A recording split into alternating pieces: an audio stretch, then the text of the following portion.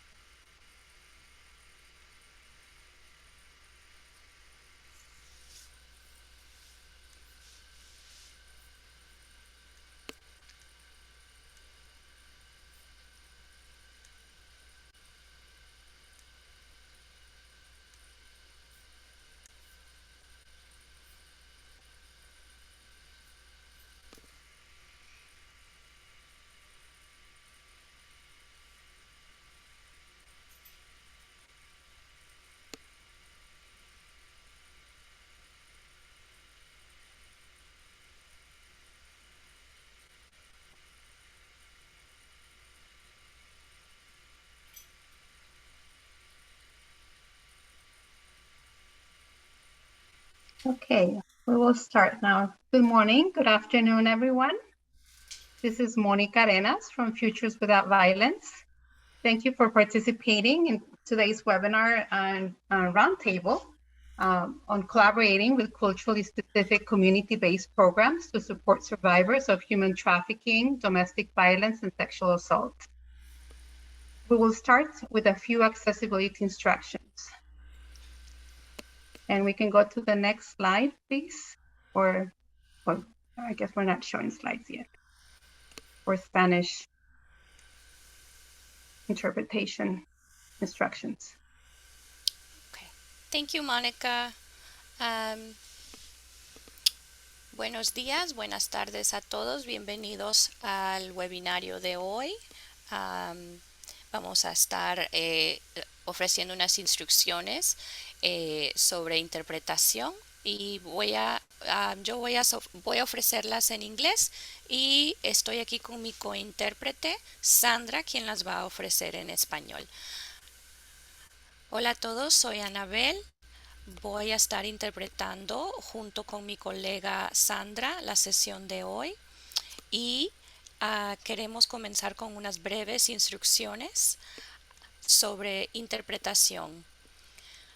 Hello, my name is Sandra, and I am here with my co-interpreter, Annabelle, and we are going to be your interpreters for this session. We're going to start by giving you some instructions to access language interpretation on Zoom. All right. Quisiéramos comenzar reconociendo a todos los idiomas representados aquí. En este caso estamos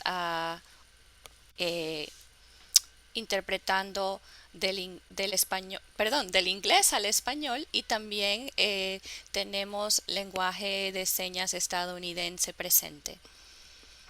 We would like to begin by acknowledging all the languages represented by everyone here today, and we will be interpreting from English into Spanish and also for American Sign Language.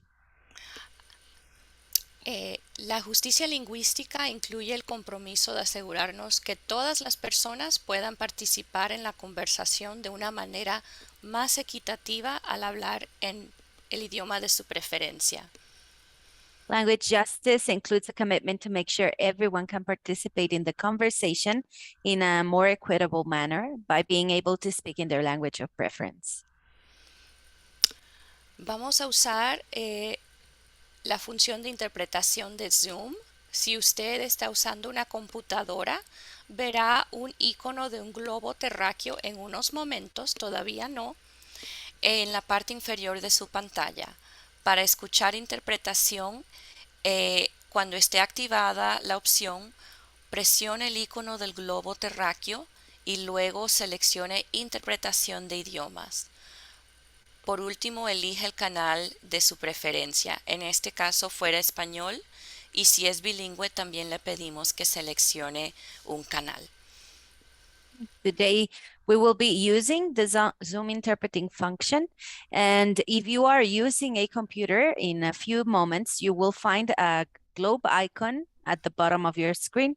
To select your language, press the globe icon, then select language interpretation and choose your language channel. If you're bilingual, we ask you to please also choose a language channel. Y las computadoras Chromebook no pueden acceder a estos ajustes de interpretación.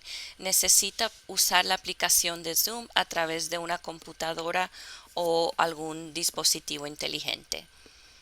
Chromebook computers do not allow you to access these features of interpretation in Zoom because you require the app. So you will need to log in through a computer or a mobile device.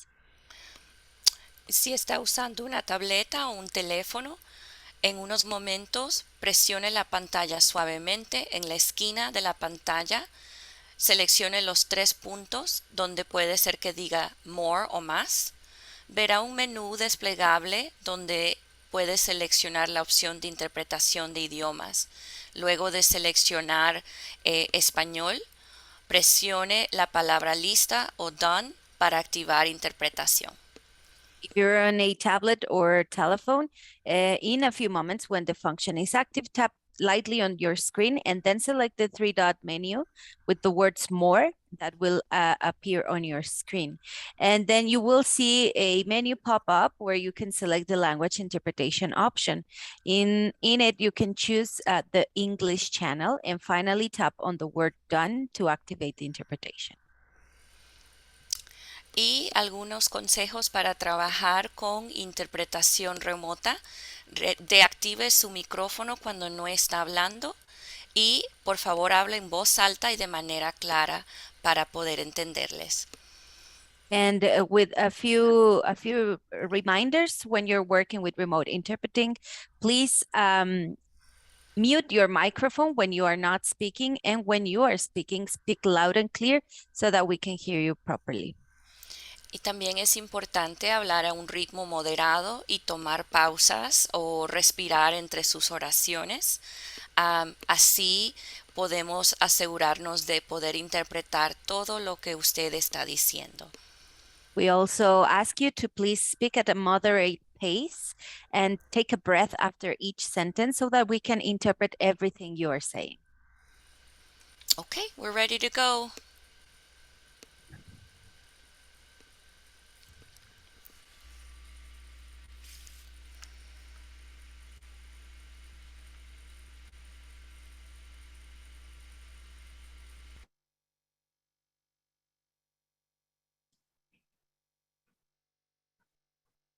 The interpretation has been turned on.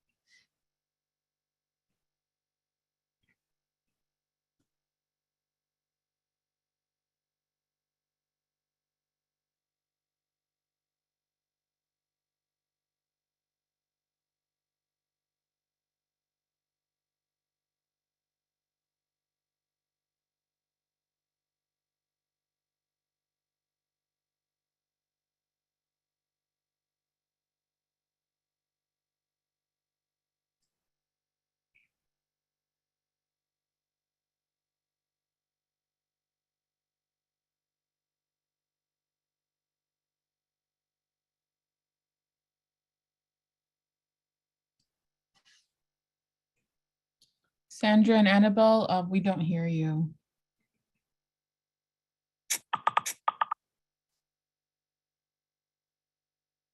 Yeah, we don't hear you either. Give me 1 second.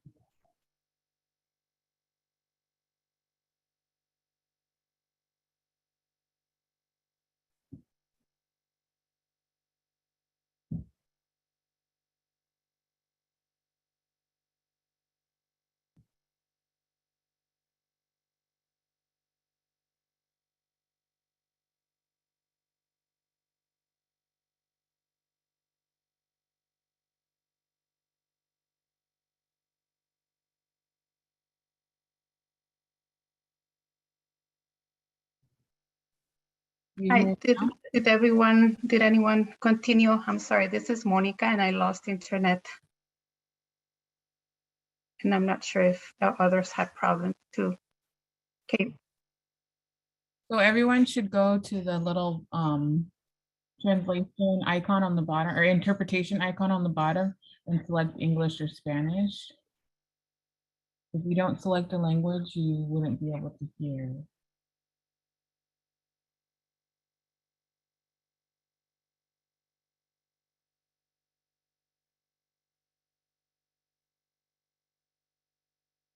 Yeah.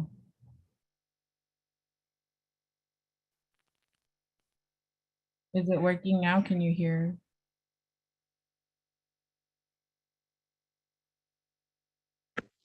Sí.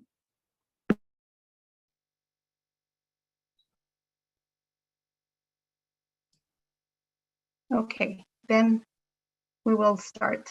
Thank you for your patience and apologies for that.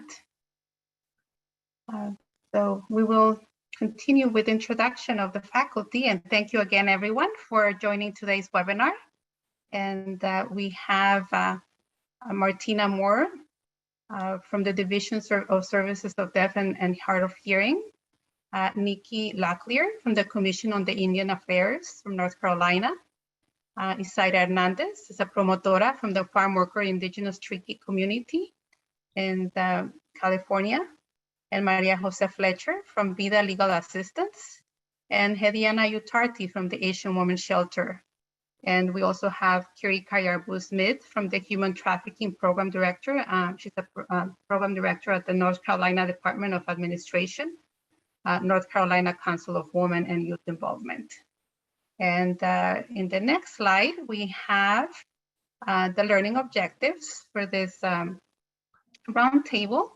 And first, we hope that you're able to identify strategies for collaboration among service providers and culturally specific programs to support survivors of human trafficking who have experienced domestic violence or sexual assault, and also engage culturally specific organizations in your community, engage with organizations in your community to work on anti-human trafficking efforts.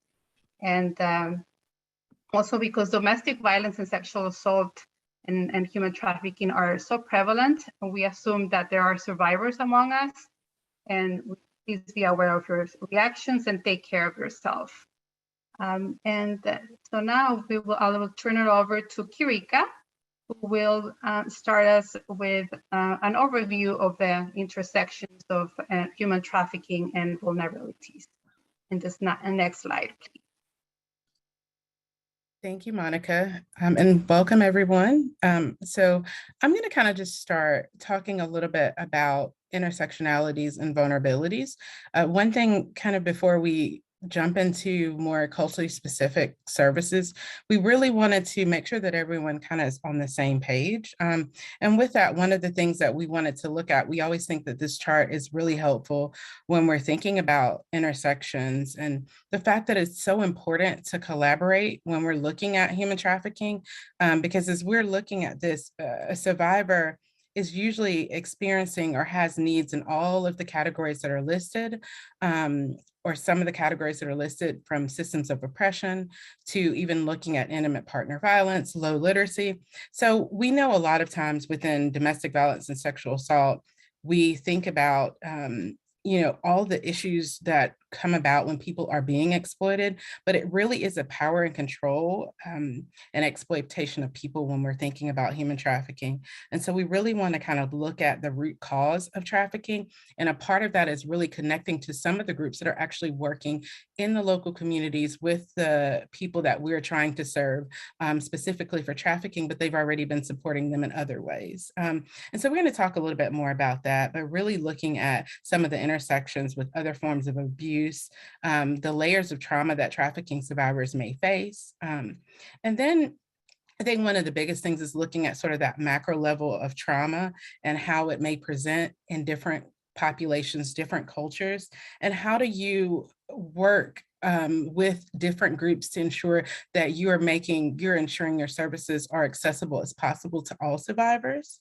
And so we know that trafficking is really rooted in the interconnected systems of oppression, whether it's racism, sexism, homophobia, so all of those things. And so next slide. One of the things that we are going to highlight today is a few specific populations, and we have some really wonderful presenters with us today. But just knowing that these are just a list, we kind of wanted to give you a highlight of some of the diversity that we see when we're talking about underserved and marginalized populations. It could be youth, LGBTQ, AI+, thinking about individuals who have disabilities, maybe people who are experiencing mental illness or have substance use disorders. We also think about special populations such as males or American Indian, Alaska Native survivor communities, and then also people who are deaf, hard of hearing, and blind communities. And so we're not going to cover all of the specific communities today, but we do want to take time to talk a little bit about certain communities that we currently are working with, and just giving you some ideas about how to kind of connect and some of the needs that different communities may have. Next slide.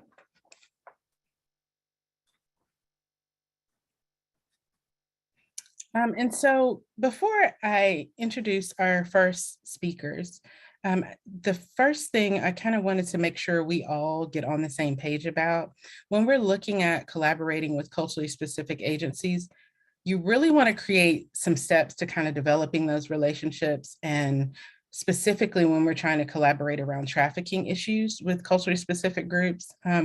So one big thing is not making assumptions that you know who's in your community and who's working with different individuals. You actually have to do your research. So that's a really big thing to do, is really try to figure out and connect to those groups that are really doing this work in the community. And then also, once you kind of identify who those agencies are, you want to reach out to them, introduce yourself, your organization, and really talk about your organization's mission. And then I think another big thing that we forget a lot of times in our sort of fast movement in human trafficking, domestic violence, and sexual assault work, we oftentimes kind of jump in and want to provide people with trainings and information on what we do and how we support people.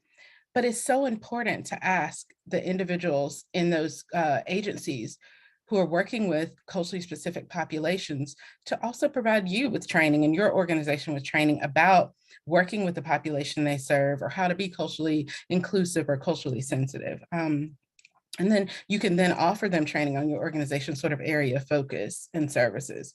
It's really about creating a two-way street when we're thinking about each one of these specific categories. And so we know that really, in order to increase the comfort level of the survivors that we're working with, we want to make sure that we have some strong relationships with culturally specific agencies. Because one thing that we talk about, and I'm going to get ready to introduce a couple people that I work with quite a bit in North Carolina, but one thing that we talk about on our Community Advocates Committee for the Department of Administration's Council for Women and Youth Involvement Office, the human trafficking team, is that when individuals are looking for support for trafficking, a lot of times they're going to go to the agencies that they are used to working with, whether it's for homelessness or whether it's because they need specific resources.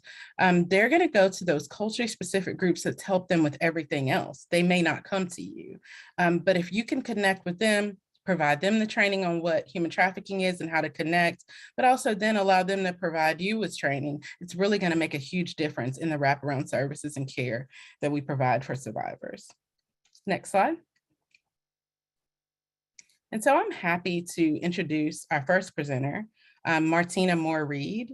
We have had a chance to work together quite a few times, really looking at how to address, accessibility, really providing services to survivors who may also be deaf, hard of hearing, or they may be also deaf, blind, or blind.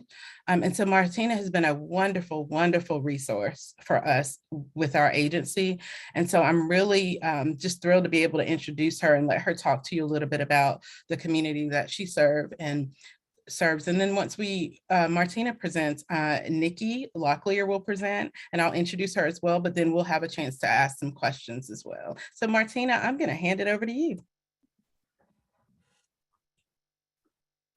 Yes, hi, thank you.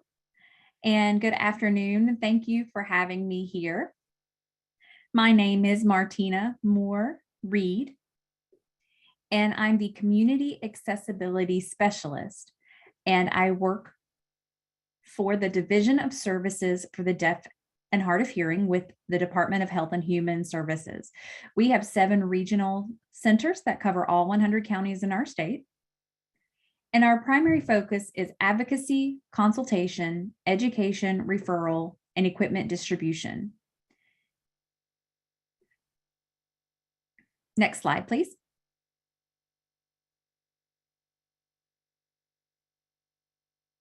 On this slide, I wanted to really highlight something extremely important to be aware of. We know that deaf, hard of hearing, and deafblind populations experience abuse about 1.5 times more frequently than those without hearing difficulties. Unfortunately, hard data is not available. We don't have statistics of the number of individuals who have experienced domestic violence. And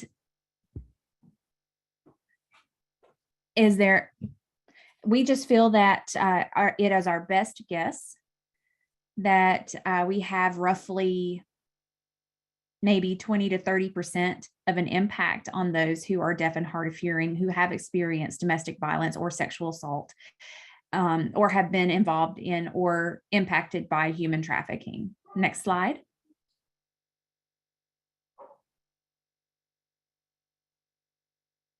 On this slide, there are several barriers, but I listed a few barriers to accommodations. The majority of the deaf population does often experience barriers in lack of accommodations. A lot of deaf people are not aware of the types of accommodations available to them. Some of them do not know how to be self-advocates and advocate for what they need.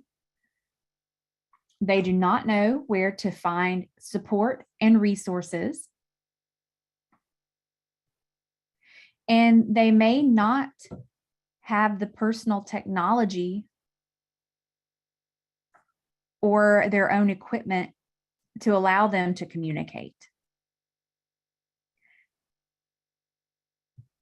Many providers or entities also create barriers.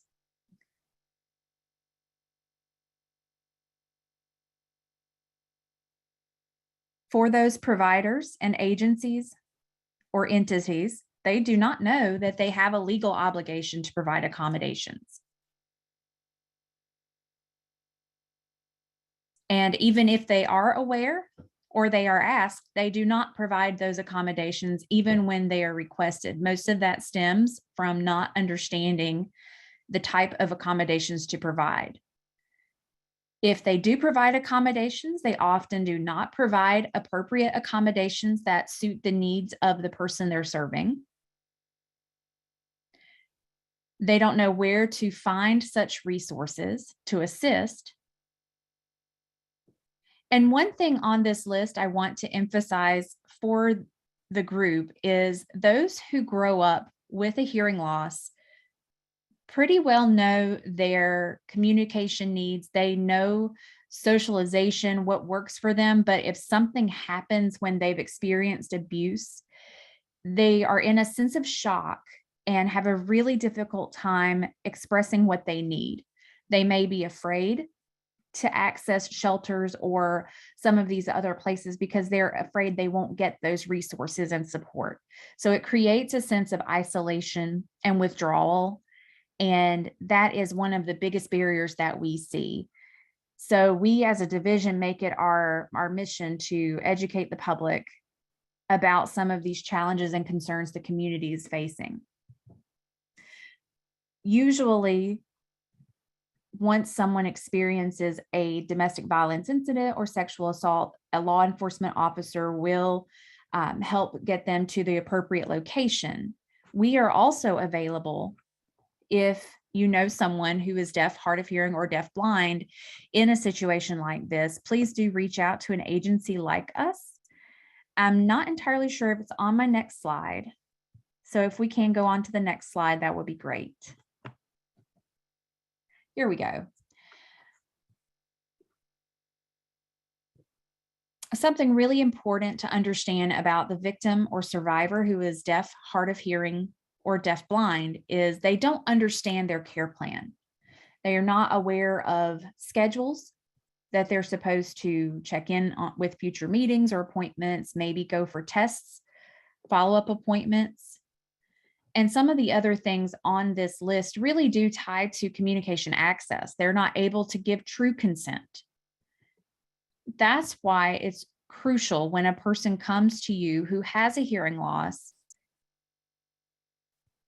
that you are aware of all the auxiliary aids and services that can be provided to each individual so that each individual is fully included in their own care. Auxiliary aids could be a hearing sighted sign language interpreter, a deaf interpreter.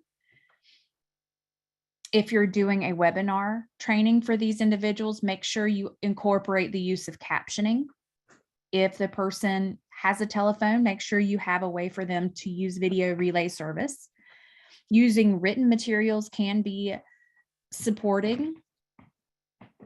Using amplified devices for those who can still have some hearing. I have one I actually use myself because I am hard of hearing. And sometimes I like to hear who's speaking. It helps me follow along. And people assume I'm deaf. And sometimes they don't know if I'm hard of hearing or deaf at all. I identify how I do. And I, for the most part, do identify as both hard of hearing and deaf. So don't make assumptions. That's another thing I want you all to take away from this. Do not make those assumptions. It's important to ask the victim or the person you're talking to what works for them, how they would like to be communicated with. If you're in a noisy environment, be sure that you move to a quiet space, free from a lot of distractions and background noise, if at all possible, depending on where you are. If the person's hard of hearing, they can't focus. They're already in a state of shock. So they're not able to focus on what's happening. So we need to make sure that when we are working with those folks, that we are working with them one-on-one. It's also important that we speak slowly in a manner that is easy to understand. Don't shout. Shouting doesn't equal clarity. And it's also important, if a person doesn't understand, be patient and repeat or rephrase what you've just said.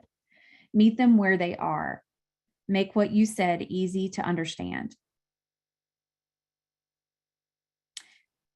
This list that I have, I've touched on the majority of these, but again, the victim and survivor is often left out of vital communication. And that leads to the companion knowing more than the victim or survivor about their own situation.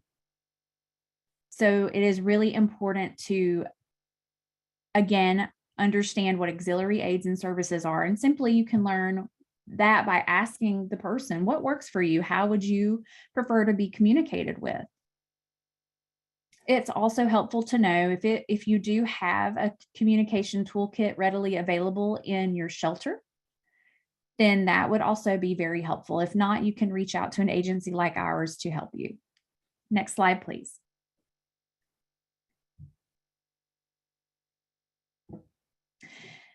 And as you can see here, this one is the biggest takeaway for all of you. It's not one size fits all. As you can see here, many solutions will help with communication. I tried to differentiate the different hearing losses with different colors. So we have deaf, hard of hearing, deaf blind, and late deafened on the left side. and then examples of auxiliary aids that would work for them. A lot of the reasons for this mixture in communication and access and communication could be how a person is raised. If a person was in a family that is hearing mostly, then they will most likely speak or know some sort of English. We also have clear masks on this list because in the days of the pandemic, we have to remember to wear our personal protective equipment, but facial expressions are vital and they are a big part of communicating effectively with someone who's deaf or hard of hearing. And it also helps those who are relying on lip reading to be able to see the face and the lips of the person who's speaking. So we can still be safe, but use the clear mask. Again, on the list here, I want to mention the personal amplifier that I have. Most of them come with a cord. This is very helpful in a meeting space if you're in a room with several people. Sometimes the person may not know sign language, sometimes they do. It depends on where they grow up. Their first language might be English. They may not have learned sign language until much later. As a lot of times, hearing loss comes with aging. They may also have some sort of hearing loss mixed with vision loss, or some sort of a combination of deafness and blindness. But most of our late deafened population does come from the older elderly population, and some of the things that help them are captions and personal amplifiers. But this slide should help give you some sort of a guide to, first of all, remind you that one size does not fit all, but also give you some tips for how you can work with these individuals. We don't have a whole lot of time to get into it, but each group does have cultural differences as well. And so those, kind of tying back to Karika's introduction of intersectionalities, is very important to keep in mind. Next slide, please.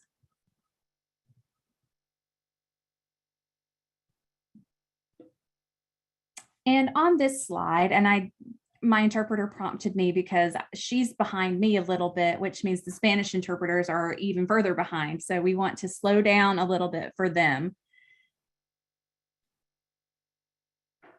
One of the most important things, I think, and something we often hear and see, are misnomers for a person's identity.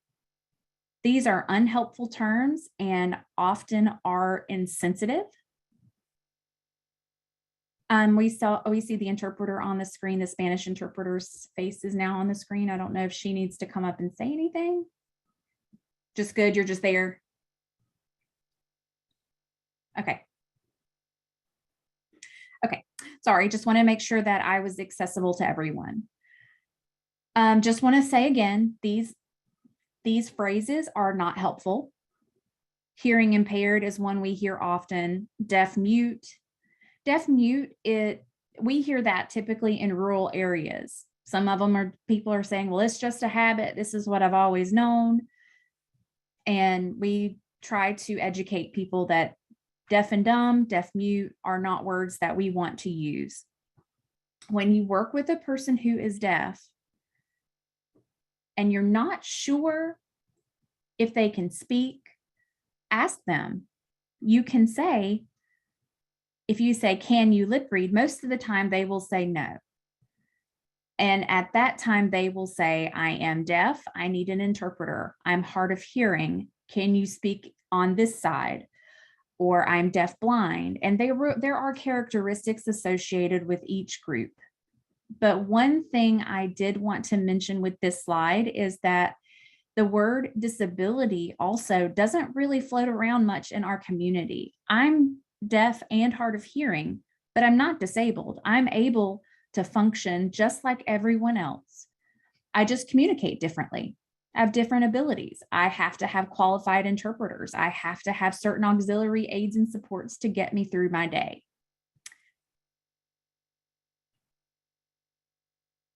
And again, the auxiliary aids I mentioned have to be the most appropriate ones to meet my needs.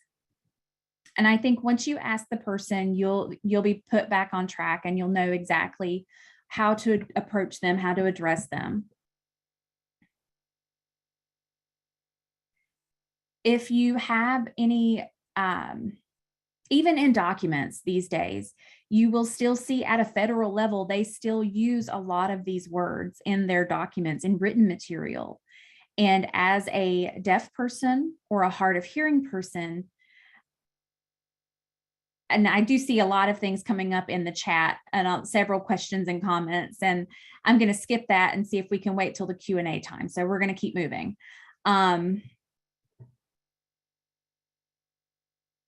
But if we can, next slide.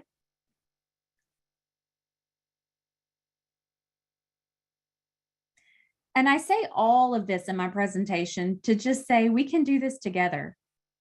We can work together. We can communicate, collaborate, and connect. Whether you're a business, an agency, an entity, whatever you need, whatever support you need, we are here for you.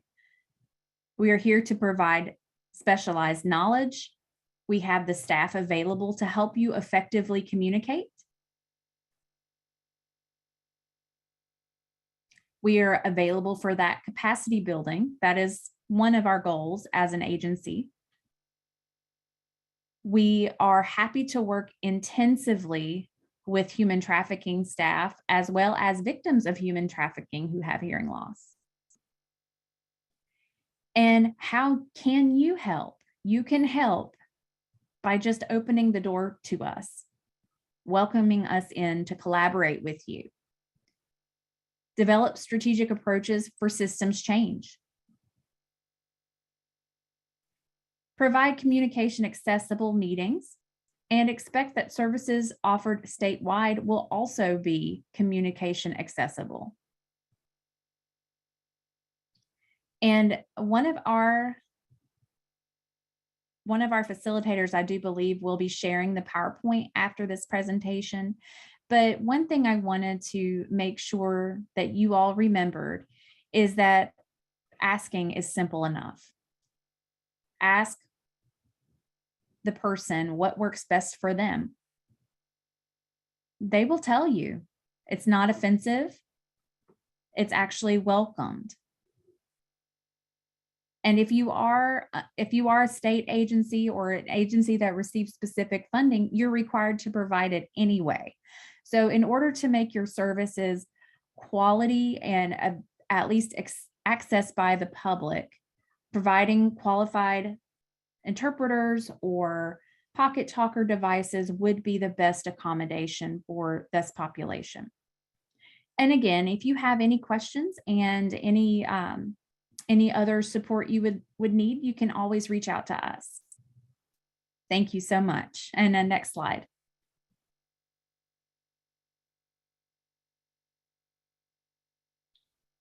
And then I did want to leave you all with this, that one thing is clear: better access, more accommodations are needed to help prevent trafficking and support victims and survivors. It's also important to collaborate between local, state, and federal level agencies working with deaf and hard of hearing and deaf-blind individuals who experience abuse and human trafficking organizations. It is critical to what we do. We don't want to leave the victims without and not provide them with the help they need. We need to place equality as our focus and make sure they are included in all aspects of our society. And that's all from me today. Thank you for having me. I'm so hopeful that everyone learned from this. It is very important. 10 minutes really was hard to squeeze in all of that information, but we are here to help, and you can feel free to reach out to me after the webinar if you would like some more intense training. Thank you so much, Martina. As always, wonderful presentation. I think there's so much and so many questions that people have asked in the chat. And so just remember, please remember to put your questions in the Q&A section. Just with such a large group, it's really hard for us to kind of monitor it in the chat, but then the presenters can kind of go in and type responses, or I can even ask them as we're kind of doing our question and answer. So if it's okay with you, Martina, I'm just going to highlight one question that I see in the chat, but if you want to, feel free to answer any that you see as well. I know someone said that you mentioned agencies having a communications toolkit. So what is that? And are there any specific like websites or apps that they can use?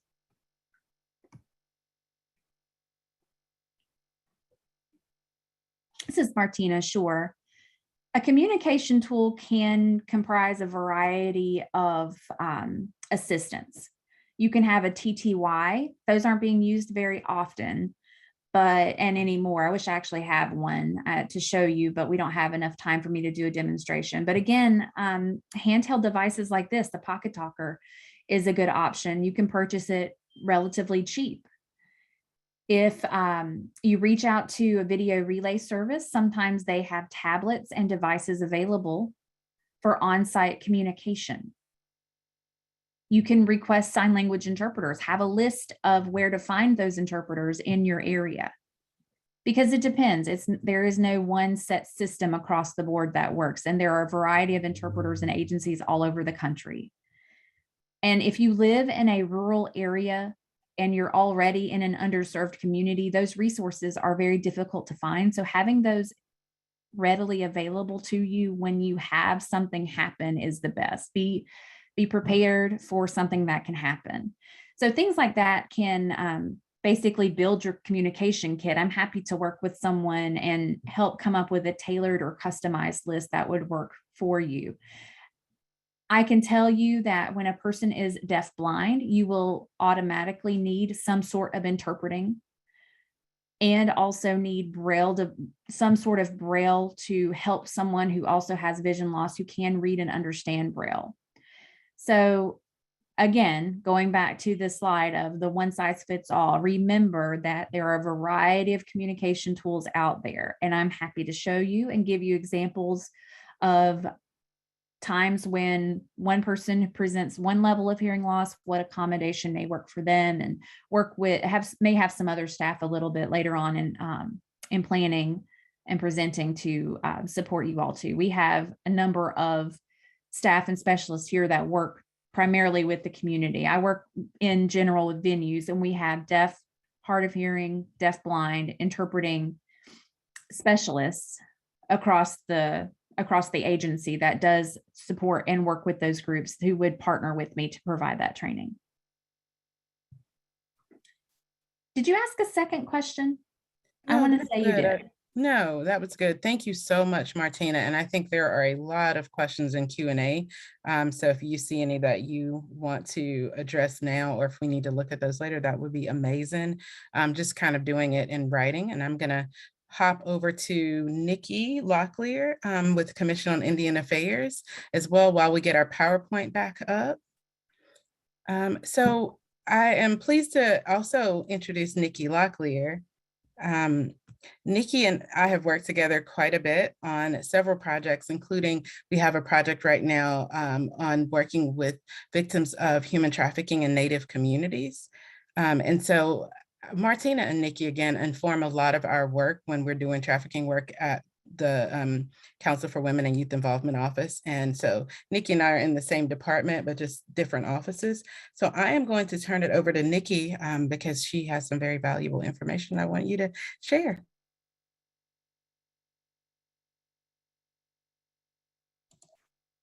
Make sure I'm unmuted here. Okay. Thanks, Karika. I appreciate that. So like Karika said, my name is Nikki Locklear, and I work for the Commission of Indian Affairs.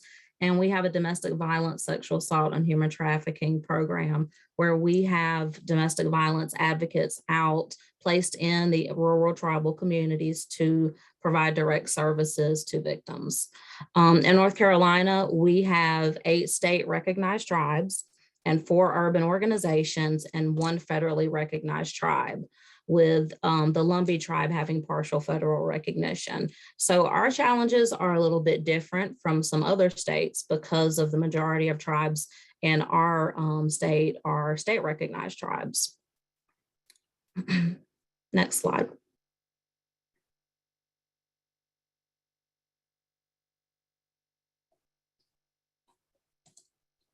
Okay, so if you've never worked with a culturally specific population or community, the first thing that we want to do is make sure that we do our research on that community before we start asking any questions, before we start to try to collaborate. We want to do our research. We want to learn about their backgrounds. We want to learn where they came from. Essentially, we really want to know what happened. And to determine, really what's going on, you really have to first ask what happened. You have to go back and look at our history. And it's really quite simple in American Indian history what happened, and that is historical trauma. Next slide.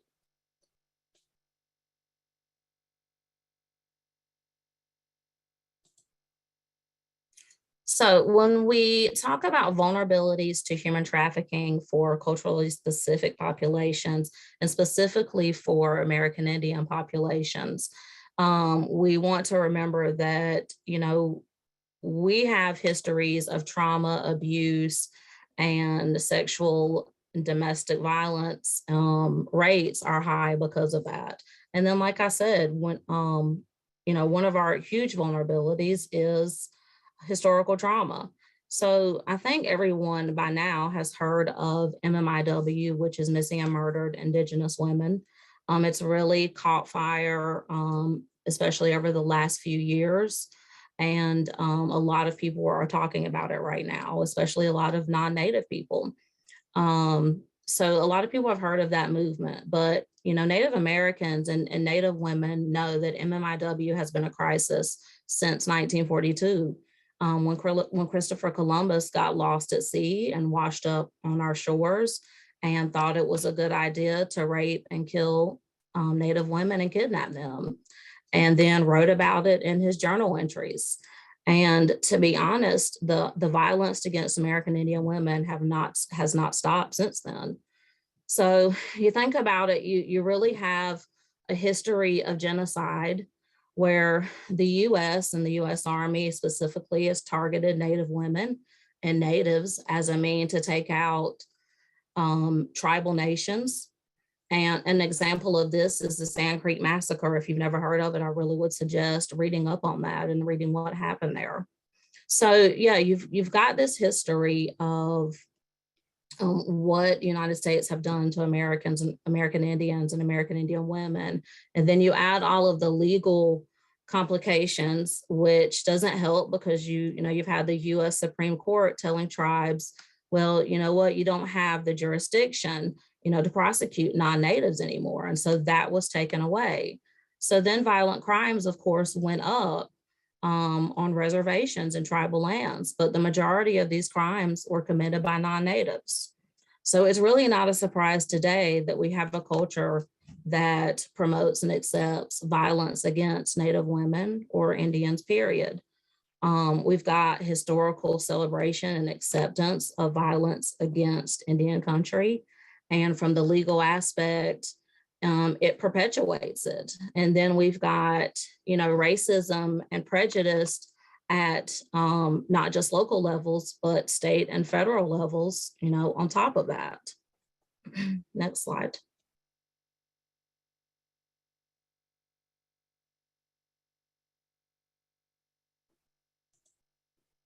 So when we think about barriers to identifying Native survivors of human trafficking, we absolutely, some of the things that we just talked about, we can kind of see why there are some barriers to identifying Native survivors. I have advocates that work, like I said, in tribal communities.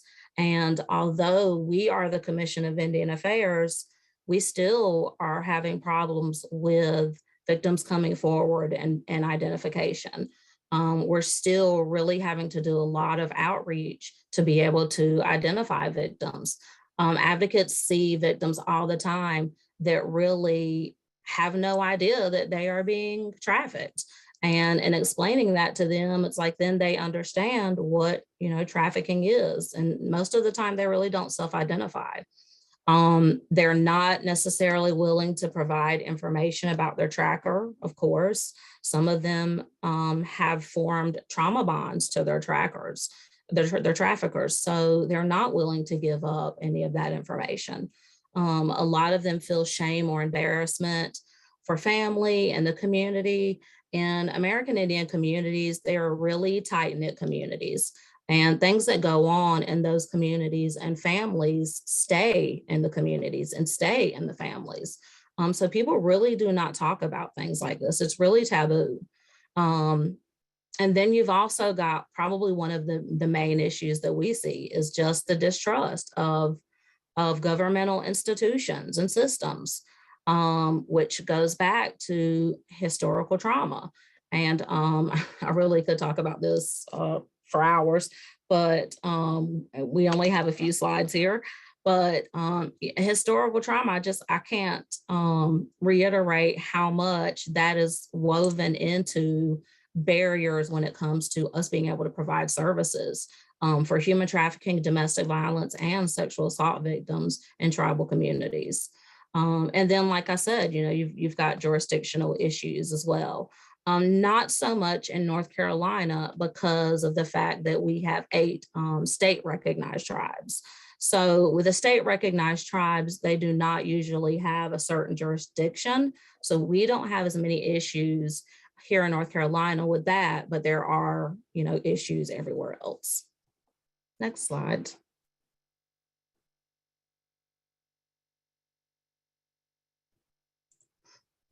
So this is my favorite part to talk about is where you all can start and where does everyone start. First of all, you've taken the first step in just being a part of this conversation today and listening. And I really appreciate every one of you all that are here and taking your time out to learn this stuff, because some of this stuff is hard stuff to listen to. But I appreciate that you're listening here with open minds. So, where do we start? So if you live in a tribal community and you're not an American Indian, some people, feel like they really have no clue where to begin. And also some people may think that there is not a tribal community around them. If they don't actually see it, then they think that it doesn't exist. But pretty much every state, city, you have a tribal community around you. If not a tribal community around you, you have American Indians around you. And so, figuring out where to start really begins with, like I said, listening here and then learning about these tribes and learning about the historical trauma and things that they've been through. And those are really first steps in educating yourself. Next.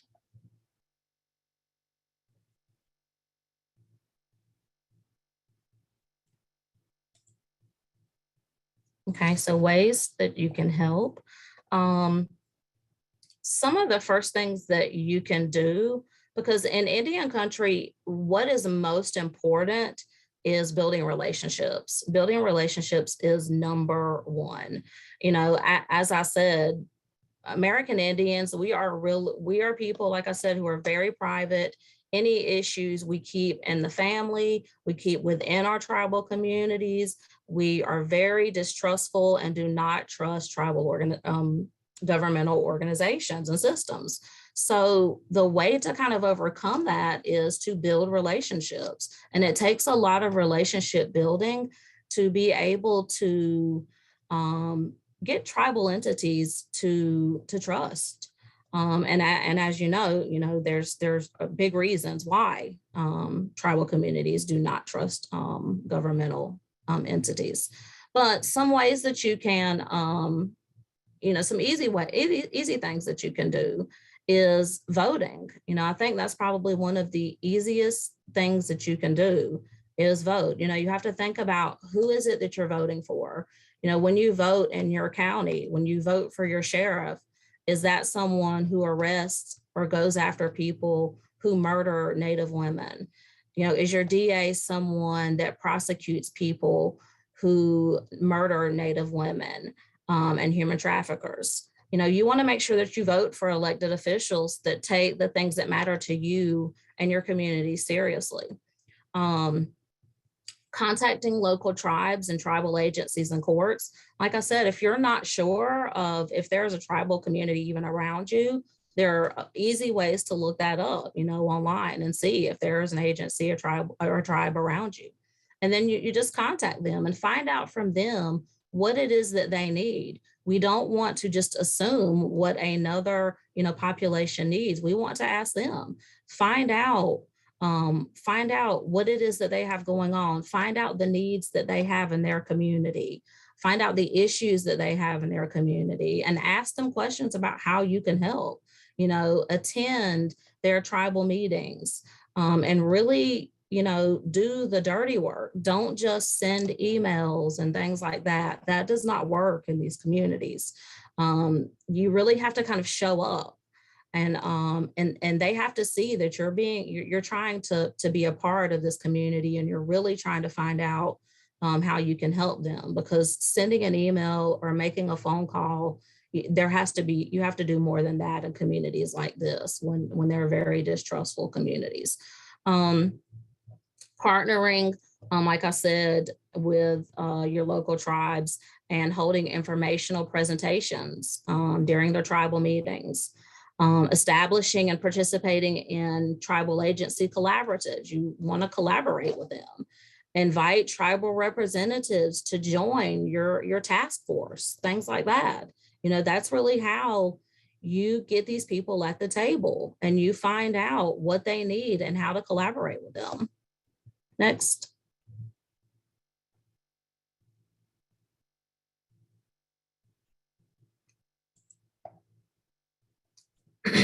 And this is just, you know, some more ways to help continued. You can establish, you know, protocols for the American Indian population around you, safety protocols for Native victims of domestic violence and human trafficking and sexual assault. And if you don't know where to begin with that, then you reach out to the tribe and you reach out to possibly tribal advocates and you collaborate to be able to establish these protocols. You don't just kind of want to go off of what you may think, but you definitely want to have, you know, American Indians at the table when you're doing things like this. Collect tribal specific data and share this information that you collect with the tribes. Provide letters of support, memos of understanding to tribes and tribal programs that are applying for grants. You know, tribal entities, especially here in North Carolina, like I said, we have just state recognized tribes. And these state recognized tribes really do not have the capacity to apply for grants. So a lot of them do not have services, or especially victim services. So, you know, helping them out and being able to provide these letters of support when they are trying to apply for grants, you know, things like that can go a long way and be a big help. And then, you know, the last thing is, you know, contacting your local Commission of Indian Affairs. You know, ours is the Commission of Indian Affairs under the Department of Administration in North Carolina, but other states have their own Indian Affairs departments. And, you know, that's another resource for you to be able to collaborate. And I think that is it. Next slide. Yep. Thank you, Nikki. I think one thing is a few people have asked about some resources. And so this is not only on this slide, but I'm also going to add those in the chat as well.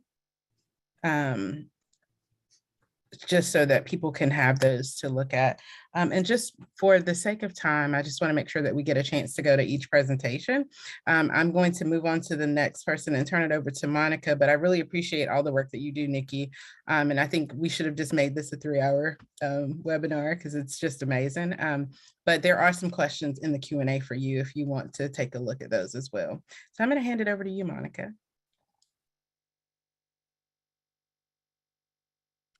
Gracias, Nikki. Vamos a ir a la siguiente página, por favor.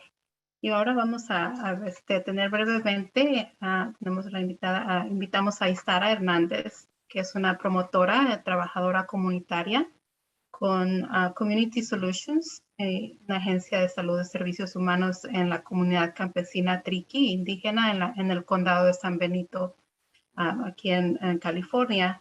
Y ella por más de 5 años ha estado promoviendo concientización sobre violencia familiar y trata de personas, brindando apoyo y acompañamiento a miembros de la comunidad.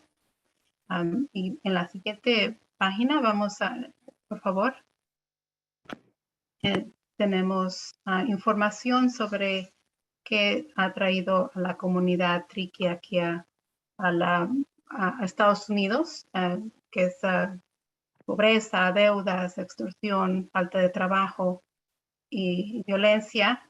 Y luego tienen muchas barreras para pedir ayuda, desconfianza en los servicios, el idioma, las normas culturales y la falta de conocimiento de recursos. Entonces ahora Isaira nos va a compartir brevemente, y gracias por su paciencia, Isaira. Hemos estado platicando varios días y he conocido mucho de su historia personal de violencia y de su gran liderazgo en la comunidad. En la siguiente página, por favor. Isaira, a ver si si puede hablar, puede poner su pantalla, por favor. Sí, ya. Gracias. Gracias por compartir. Usted tiene más de 5 años trabajando con la comunidad. ¿Cómo les ayuda a las personas y cómo ha ganado su confianza? Para que ganen la confianza, bueno, primero, pues mi nombre es Isaira y trabajo ahí en Community Solution por 5 años. Y del servicio que doy es de que cuando hacemos una presentación, tengo que hablar antes con los líderes, con los que están encargados, ¿sabes? Cuando hago presentación, hago en la escuela, hago en el field, en el campo, o también con padres de familia. Hago mi presentación en Triqui, en español, porque cuando veo que es mayoría de las personas que hablan Triqui, primero me presento y luego hablo en español con ellos, doy información de qué se trata, en dónde viene la agencia, qué son para poder ayudar a ellos. Doy volantes, mi número de teléfono y cuanto hago de padres de familia, eso sí, llega a 50, 60 personas, también hacemos en el vía del Zoom y con eso contacto con ellos. Y en caso en ese momento que ellos no tienen confianza de decir de cómo los tratan o algo, pues ellos después me llaman por teléfono o también tienen número de crisis de la violencia doméstica, acoso sexual o tráfico humano. Ellos hablan directamente en la oficina o cuando no quieren hablar en español, ellos me buscan a mí personal. Oh, qué bien. Gracias. Es un gran trabajo. Y para las personas que dan ayuda y servicios a la comunidad indígena como la de usted y en otras comunidades que hay alrededor del país, inmigrantes también, ¿qué recomendaciones les da para ayudar mejor a las personas que han vivido violencia? Y en la siguiente página, por favor. Pues yo, para recomendaciones, les recomiendo la agencia que está más cerca de ellos, como Community Solution, que tiene servicios de violencia doméstica. Es lo que hacemos los 3 servicios que nos dan ellos a repartir los volantes, que es de violencia doméstica, asalto sexual y tráfico humano. Son los 3 que han dado a nosotros información, nos han entrenado y aparte de eso, ellos tienen número de crisis, como digo, siempre tengo que promover en una agencia. Aparte, estamos trabajando del programa de salud. Bueno, yo por intérprete de Triqui, me dieron ese servicio del programa de salud, es como Papa Nicolau, y de los senos, de mamograma, también, que es gratuita para las mujeres indígenas y los que no tienen aseguranza. En los servicios estos de la agencia es de que me encanta porque ellos no discriminan. Sean como sean, son bienvenidos todos, no importa que son blancos, negros, ahí no discriminan de las razas. Y también trabajo ahorita del Departamento de Salud, andamos casa por casa preguntándoles si están vacunados o no están vacunados. Hacemos citas y también los mandamos en donde ellos quieran porque hay servicios en Gilroy, Morgan Hills, San José, Mountain es lo que hacemos citas, pero nos ha tocado varias personas muy amables y muchas de que no nos quieren, que nos miran, nos dicen groserías, hay veces que nos insultan, hay veces muchas cosas que hemos pasado, pero tratamos de ayudar a la comunidad.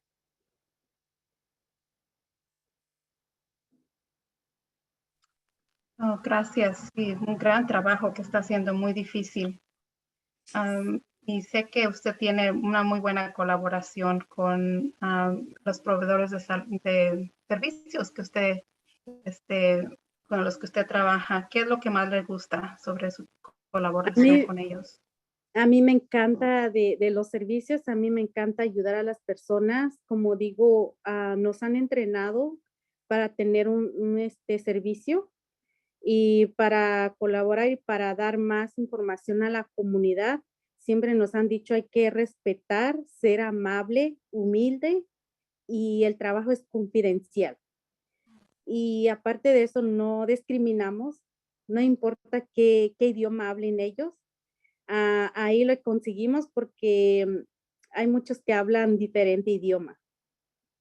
Y si ocupan de las clínicas, también ahí en Community Solution les recomienda tal servicio, sea de psicólogo, sea de doctor, sea de lo que ellos necesitan.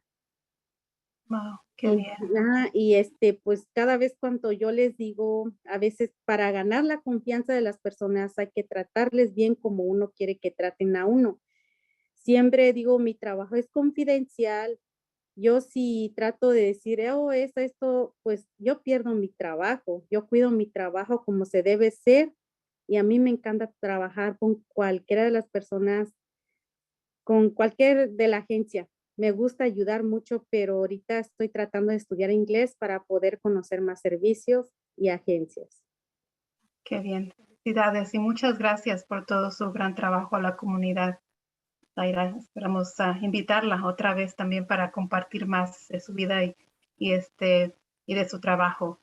Ahora, sí. Gracias. Ahora vamos a pasar a presentar a María José Fletcher, que ella también trabaja con la comunidad inmigrante dando servicios directos y y nos va a compartir sobre su trabajo con la comunidad y sus colaboraciones. Gracias, María José.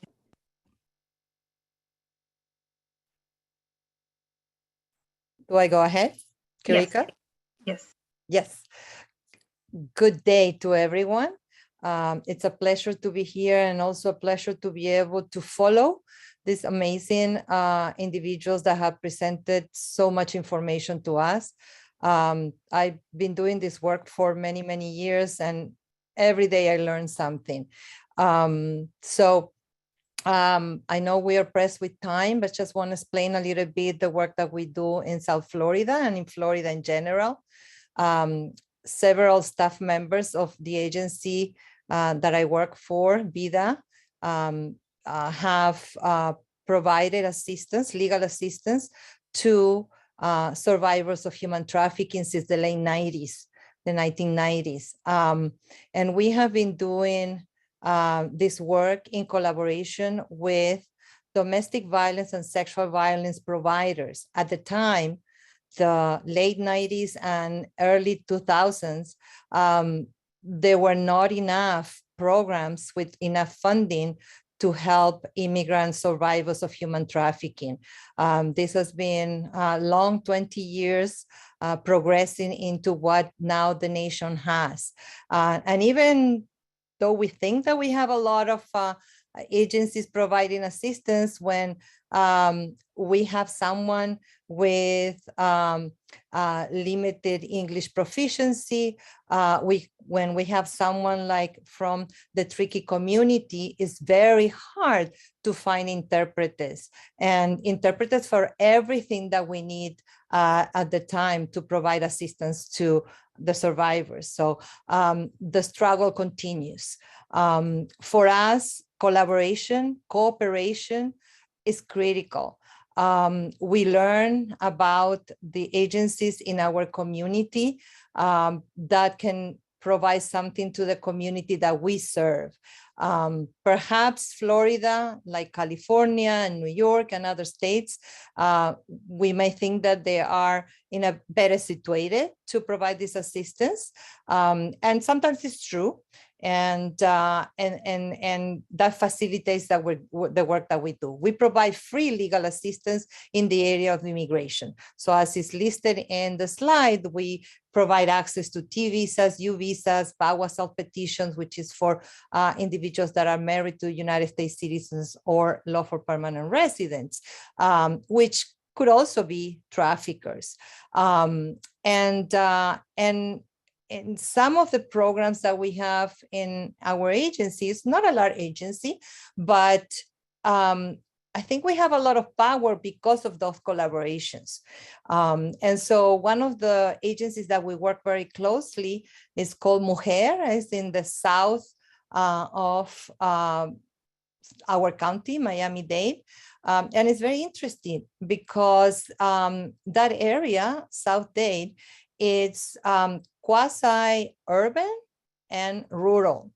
And we have a large population of migrant farm workers from indigenous communities in Mexico and Guatemala. And that presents for us the challenges, right, of the language access and also as Isaira was explaining, and how we develop the trust with these communities. And it has taken many, many, many years. What we really, I think what we're proud of is that the partners in these collaboratives have remained consistent. For many years, we are the same organization sitting at the table. We're obviously open to other organizations, but there is a core group of organizations ever present to assist. And our services complement each other. We move away from duplicating services and that way reducing resources for the community. We avoid competition. When there's a grant out for us in the community to apply for funding, we come together and we look at which are the organizations that are missing at the table.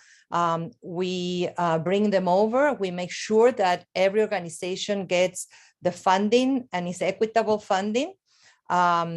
Perhaps in one grant period, one organization will be the leader, another grant period will be another. I think everything that I'm telling you is something that you already know, but I just want to underscore the importance and that relationship has for how you ultimately serve the survivor. And so many of these organizations has expertise in domestic violence, others in sexual assault, child abuse, economic empowerment for the community, health care. So we bring education in general. We bring everyone that could provide assistance to survivors. Survivors of human trafficking, as you may already know, present many needs, and they're all different. And so it depends on the individual. I also share what Isaira and Nikki were telling us about being present, about being part of the community. If we are not by ancestry part of the community that we are willing to learn and listen. And if we go to my next slide, I echo, and I didn't know, I wrote this without seeing what Nikki wrote, and we share that listening and learning all the time. I think that the work that we do, especially with law enforcement in the area of fighting for the rights of immigrants, victims of human trafficking, involves a lot of listening and learning.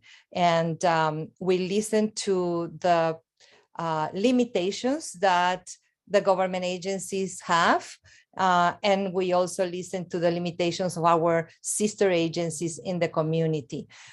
We bring to the table what we can bring, and we're very honest about it. And we explain that, right? These are our parameters. This is what our funding allows us to do, but we need your help. And I think I'm gonna stop here and leave some room for questions at the end, or whenever Kirika and Monica think it's appropriate. But I thank you for your participation. And also my agency is open to provide technical assistance and training if you need that, or just, you know, phone calls, and we can guide you in your needs. Thank you.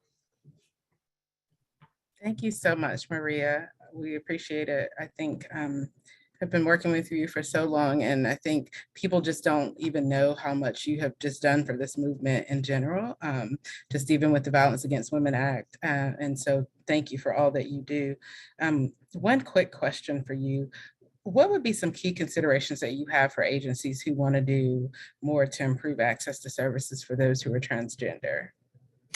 Oh, thank you for that that question, and I'll give you a brief history of what we have done in South Florida. And so one of the organizations, another organization that we began partnering back in 2011, it's called Survivors Pathway organization in South Florida, and they are, in addition to providing specialized counseling and support advocacy to immigrant survivors of domestic violence and sexual violence, they also have a very strong presence in the LGBT community, and more presence with the Latina transgender community. So VIDA, through different, we started in an informal relationship, but then we formalized it through grants applications, and we obtained funding throughout the years.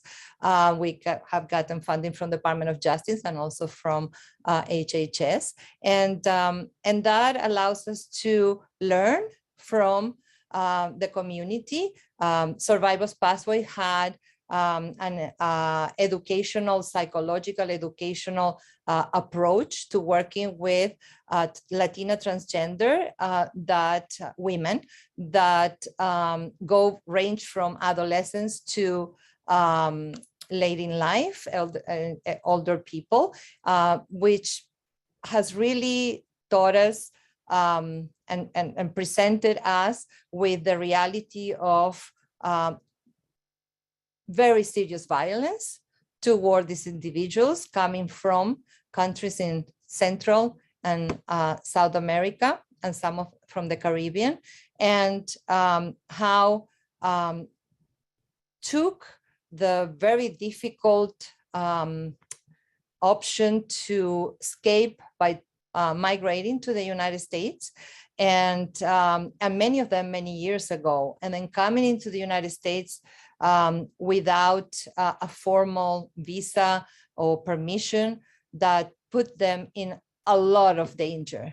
So as VIDA, trying to get them the immigration status that would allow them to access services, many of them are in situations of now that they need assistance because of how trauma, not only emotional trauma, but physical trauma throughout the years has affected them. They need access to healthcare, which they can access without immigration status easily.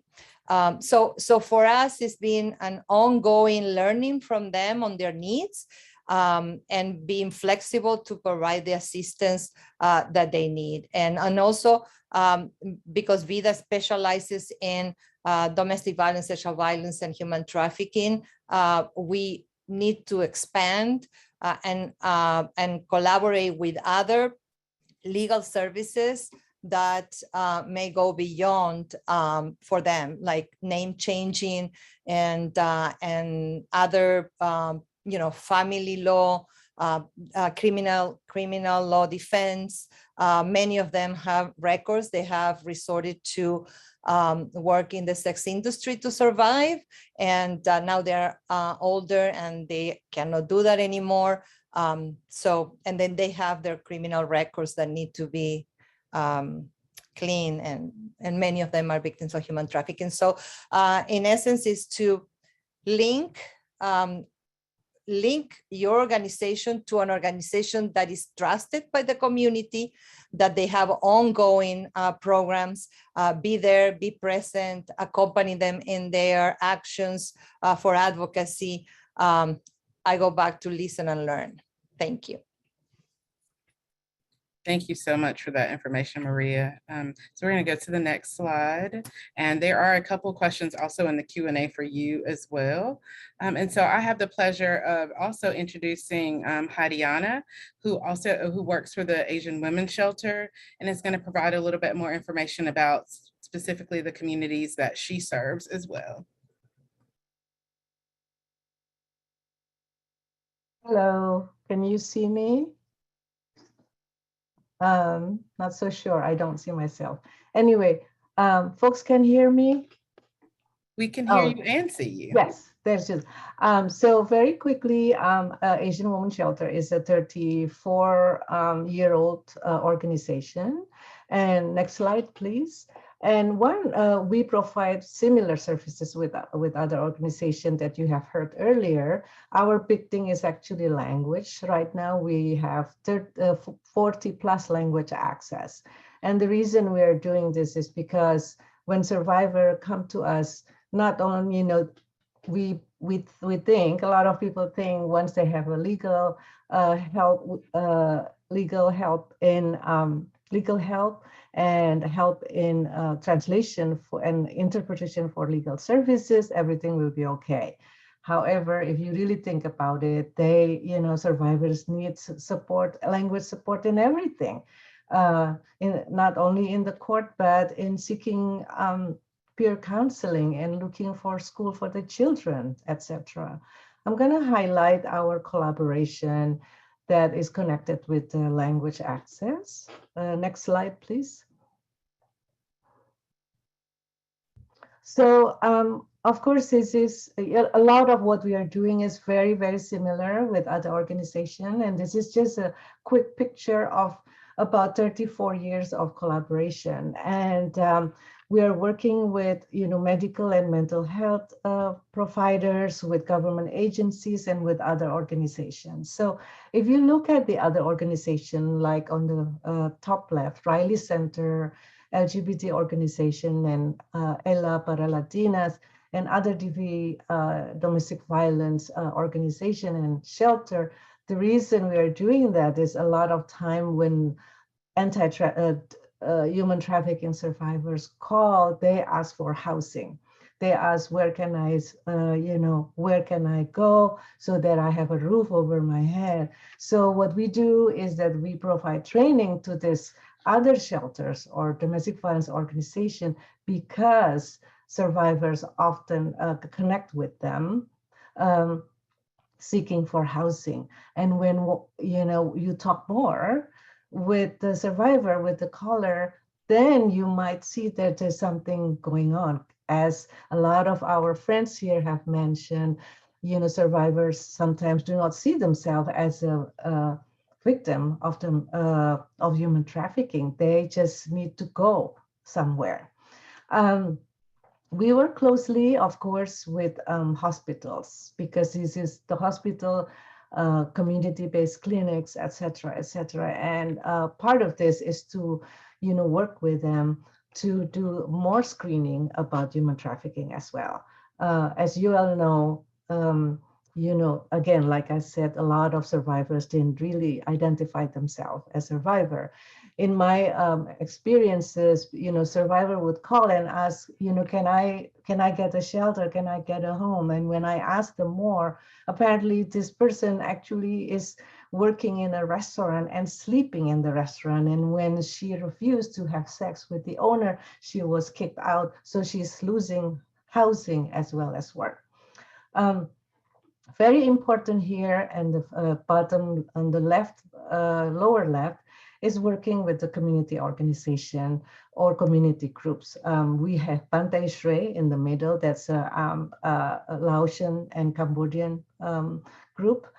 Thai community, Indonesian community, and also Mexican consulates have been worked closely with us. The reason why we are doing this is because a lot of time, just like domestic violence, survivors of human trafficking probably tell their friends and their religious leaders about that rather than calling us, because why would they call Asian Women Shelter? There's a lot of fear of deportation, of government agencies, and there's a lot of distrust also, to organization. They need to know who we are first. So the 40 plus languages that we have, our interpreters and everybody, they actually our eyes and ears in the community. They do education in the community to let them know it is okay to call Asian Women Shelter. It is okay to speak with us in confidentiality, because we are not going to share your information with other folks. Next slide, please. So these are like little things that we do, a little things, but also a big thing. Language access, for instance, work with other organizations, just like all of you guys say, work with them, do a lot of cross training, get to know one another, build trust, and then maybe we can do education together on social media, on the radio, on TV shows, all kinds of stuff. And then, and if you go to the top one, it's very important to talk about the scope of work. Usually we talk about, okay, we have a grant together, you do this part and we do this part, and how do we, how do we work together so that the project is successful. Having a great scope of work is helpful. Sometimes when we work with another shelter, we say that shelter does not want to do case management, for instance. So what I have done is that I do all the case management, but they will take care of the survivor in the shelter. The last thing that I want to say is about confidentiality and safety. In the small communities, and like in the LGBT communities, in the people with disability communities, and also with refugee communities, a lot of time people know each other. It's a small knit communities, and sometimes the traffickers are also connected with people in the communities as well. So when we are doing safety planning, let's make sure, ask them first, what does safety look like? Because we don't want to go in a situation where I had a couple of times, is that we go to the court and the interpreter from the court for my client is actually the friend of the abuser. And that happened often. So one more time, confidentiality and safety is very important, and language access is also important. Again, just like what Other has said, ask our survivor, what do they need? Do they need interpreter? Do they not need interpreter? And also continue learning. Just because our shelter has a big door, ADA door, and have elevator, does not mean we have to stop learning about the best, the best practices to work with people with disabilities. I think I'm gonna stop here so that we have 2 minutes to answer question. Thank you.